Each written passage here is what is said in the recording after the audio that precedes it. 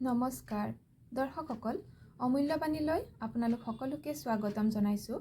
আজিৰ ভিডিঅ'টোৰ বিষয় হৈছে যিহেতু চলি আছে গুপ্ত নৱৰাত্ৰি আৰু আপোনালোকেও কৰিব পাৰে মনৰ ইচ্ছা পূৰ্ণ কৰিবৰ বাবে বিশেষ সহজ উপায় আৰু উপায় আপোনালোকে কৰিব পাৰিব ২৭ জানুৱাৰীৰ ভিতৰত।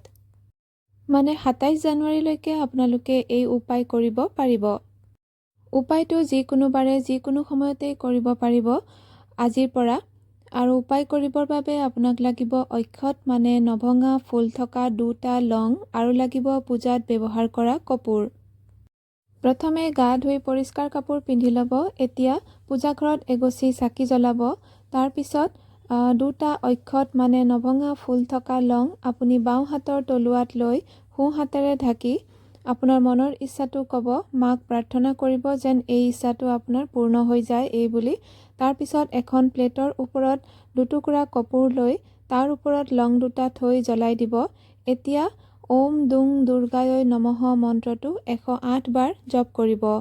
জপ কৰাৰ পিছত আপোনাৰ এই লং ২টা জ্বলিও শেষ হৈ যাব। এয়া আপুনি লং ২টা নি কোনো গছৰ গুৰিত দি দিব, কাৰো ভৰিত নলগাকৈ। আপোনাৰ মনৰ ইচ্ছা শীঘ্ৰেই পূৰণ হ'ব। আজিৰ ভিডিঅ' ইমানতে সামৰিছোঁ। ধন্যবাদ।